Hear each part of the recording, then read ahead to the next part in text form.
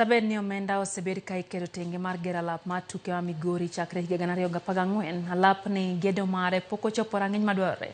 Tend kaunti ya Migori masani motelie gi Gavana Ochila Yako wacho ni gichako wuoth manyien maneno ni kaunti ma Migori obedo kod alap tuke mantiere rang'iny madwarore.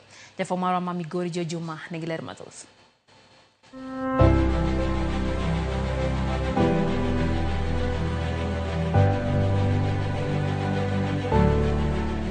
Ma en alap mar tuke ma Migori, alap ma bende gedo mare ne ochakore e higa mar 2014. Gedo mar alap ni mar tuke mane ochakore e kind tend gavana machon Okoth Obado nitie kod penjo mathoth malo duoko. E nondo marwa ne wayango ni goro mar alap tuke ni mane onego tige gere ne otim dwe mar 6 e higa mar 2022 ma bende ne en mana kinde machuok ma otuno yiero maduong' mar higa 2022 ka penjo maduong' en ni ka ochak higa mar 2014 mane ochak gero alap ni mar tuke, piny owacho mar kaunti ma Migori ne tiyo kod goro mane e gero alap ni. Gima goro mar alap mar tuke ni ma Migori nyiso opogore kod gima oseger nyaka sani.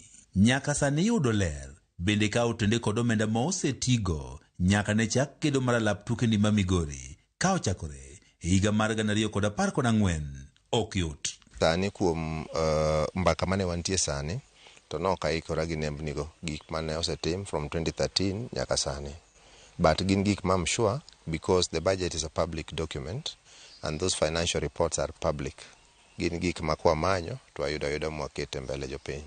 Kata kamano, e kar chakruok mar gedo mar alap mar tuke ni ma Migori e higa mar 2014, piny owacho mar kaunti ma Migori ne olando ni omenda mar $30 million ne oket tenge mar chako gedo mar alap ni, ka omenda no ne otige yor gero hinga e alwora mar alap ni kaachiel kod keto mopie alap ni mar tuke.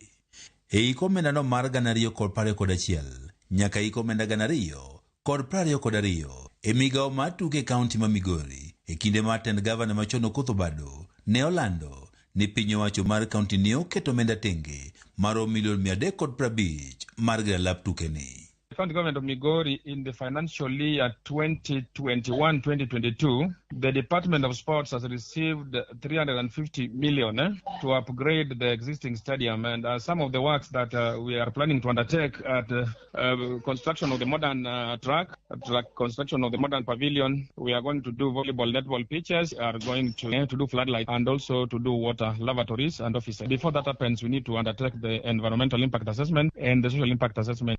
Nyaka sani rang'iny mar alap mar tuke ma Migori ma osebed ka rito pok ochopie, ka penjo maduong' en ni lek mane matend gavana Maseno Ochila Yako nitiere go ne alap ni ma Migori. Higa mokalo ne wabedo approached by the National Olympic Committee of Kenya kane waoro negi kwayo through governor marwa mondo gikonyo wager stadium. Chuno wan waket tenge nikech wayudo partner moyiero rekodwa mondo wager stadium maber moloyo stadiums moko mwaneno e gwengewa machiegni kaendi, nikech en center maduong'.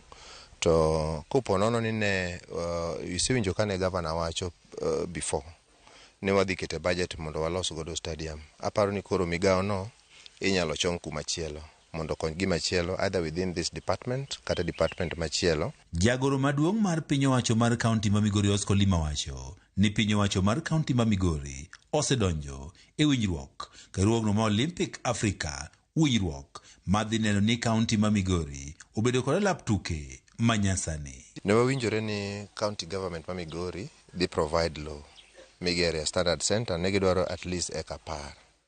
Law ma wan godo kama stadium wantiere kanyo no, king'iye kendo kata king'eye oingo kar midwaro no. Gidwaro keto Olympic Africa Center kama nitie at least skunde 50 moluore. King'iyo location mwachiwo ni negi more than that. Done deal, and very soon we are signing an MOU. This is a stadium of its kind because it's not only an ordinary stadium that has met the FIFA standards, but it is also a sports academy that will be handling so many games, from ball games, athletics, indoor games, and it will be there not only serving Migori County but a regional stadium. Olima wacho riwruokno mar Olympic Africa dhi timo goro manyien mar alap manyasani kendo piny owacho mar kaunti ma Migori riwruogni dhi winjore e omenda ma gidhi golo e gero alap manyien. Gidhi kelo the technical drawings for the project. Nyocha wadonjo noyudo ka nitiere some technical drawings manosetim but pod gin e draft format. Pod gintiere department kacha but makoro nok dhi timoni koro duong'. E seche maten kaunti ma Migori ma otelne kod gavana Ochieng Yako wacho ni gichako wuoth manyien mar bero sekta mar tuke e kaunti ma Migori.